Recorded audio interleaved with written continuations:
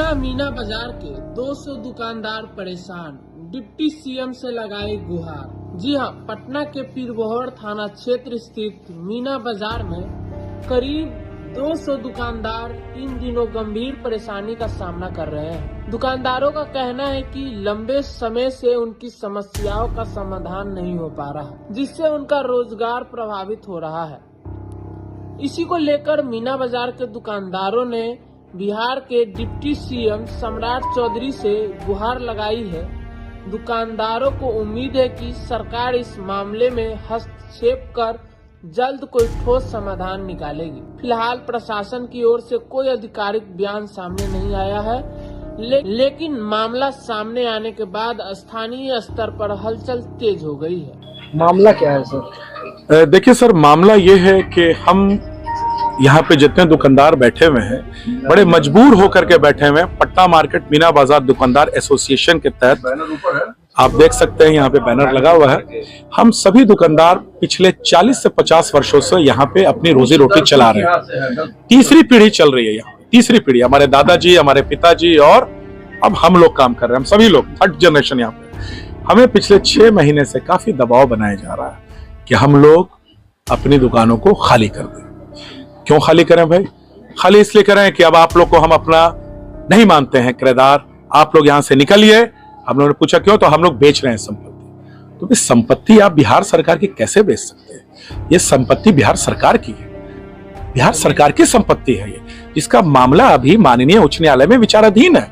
क्योंकि सर्वोच्च न्यायालय ने 30 कट्ठा भूमि सर्वोच्च न्यायालय, माननीय सर्वोच्च न्यायालय ने कहा बिहार सरकार को कि 30 कट्ठा भूमि अधिग्रहण किया जाए। किस वजह कर कहा, ये सब सरकार जाने।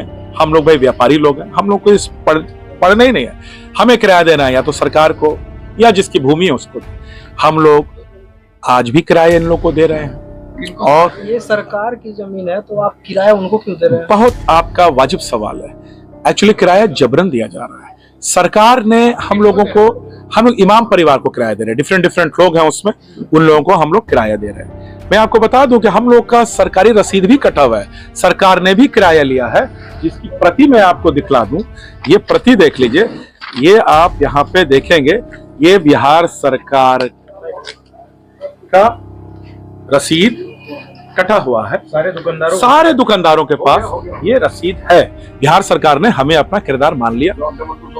और ये प्लॉट नंबर 262 जो कि माननीय उच्च न्यायालय में मामला विचाराधीन है। हम प्रॉब्लम कहां पे है? प्रॉब्लम यह है कि अचानक हमें बोला जा रहा है कि दुकान खाली कर दो, वो भी जबरन। और हमें कहा जा रहा है कि अगर खाली नहीं किया तो जान और माल से दोनों से हाथ धोने के लिए तैयार रहोगे। हम पर झूठा मुकदमा करने की तैयारी की गई है और की जा रही है और किया भी गया है। और हमको ये धमकाया जा रहा है कि अगर तुम लोग खाली नहीं करोगे तुमको यहाँ से उजाड़ दिया जाएगा। आप प्रशासन का हेल्प लिए या नहीं? बिल्कुल हम लोग मिल रहा है। बिल्कुल हम लोग डीएम साहब से मिले। डीएम साहब को हम लोग मिल करके, वहां पे एडीएम साहब थे, एडीएम साहब से मिले। उन्होंने हमें आश्वासन दिया कि न्याय होगा, बिल्कुल न्याय होगा। उन्होंने हम लोगों को कहा कि आप सीओ सदर साहब से मिलिए। सीओ सदर साहब के यहाँ हम लोग गए। उस दिन सीओ सदर साहब व्यस्त थे, किसी मीटिंग में नहीं मिल पाए। फिर हम लोग सीओ सदर साहब के पास जाएंगे और उन तक अपनी बातों को रखेंगे। नेता मंत्री अभी सीओ सदर साहब के यहाँ से एक कोई कर्मचारी आए हैं, यहाँ से हम लोगों का नंबर किसी का लेके गए कि सीओ सदर साहब आप लोगों से मिलना चाहते हैं और आप लोगों की बात जानना चाहते हैं।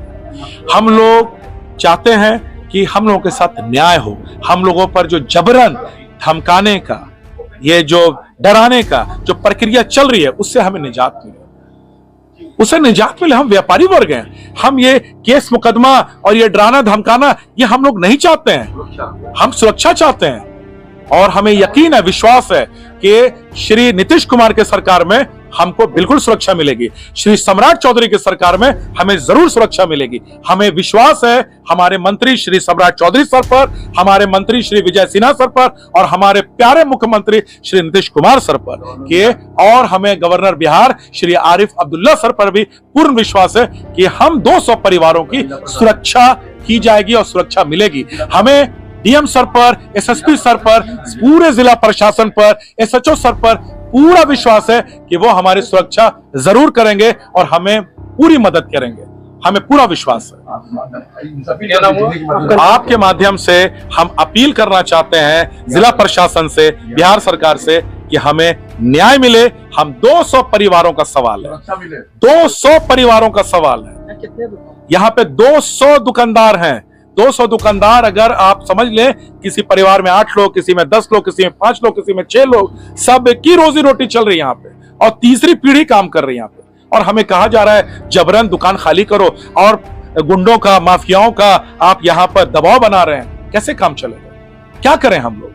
अब बताइए ना, कहां जाए, किसका दरवाजा खटखड़े? आपके माध्यम से हम बिहार सरकार से अपील करना चाहते हैं, जिला प्रशासन से अपील करना चाहते हैं, हमारी मदद की जाए, हमें सुरक्षा मुहैया कराई जाए, और हम हमेशा आभारी रहेंगे। और हम लोग व्यापारी हैं, हम लोग तो हमेशा जो भी टैक्स होता है सरकार को टैक्स देते हैं, हम लोग सरकार के साथ हैं और हमेशा सरकार के साथ हैं।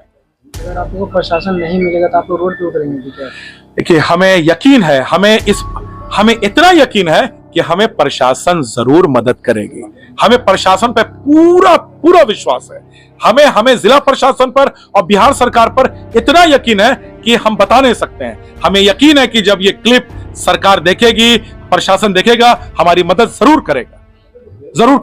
आपका नाम क्या हुआ? जी, मेरा नाम इमरान हुआ, ये बलजिंदर सिंह सर हो गए, ये अध्यक्ष हैं, ये लक्की बाबू हो गए। अच्छा, हम लोग इतने प्यार से यहाँ पे रहते हैं, तीसरी पीढ़ी से बड़े प्यार से रहते हैं, और हम चाहते हैं कि भाई ये प्यार सदा बना रहे। यहीं से रोजी रोटी, यहीं से कमा खा रहे हैं, यहीं से अपने बच्चों को पढ़ा रहे हैं, अपने बच्चों की शादी ब्याह, बच्चियों की शादी ब्याह कर रहे हैं, सब कुछ यहाँ से कर रहे हैं, यहीं से खाना पीना। अब उजाड़ दिया जाएगा तो इस उम्र में कहां जाएंगे हम अपने परिवार को लेकर के?